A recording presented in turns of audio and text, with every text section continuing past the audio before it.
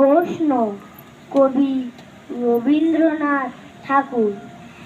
মা গো, আমায় ছুটি দিতে বল, সকাল থেকে পড়েছি যে মেলা।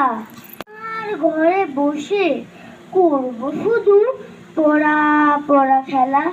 তুমি বলছো দুপুর এখন সবে, না হয় যেন সত্যি হলো তাই।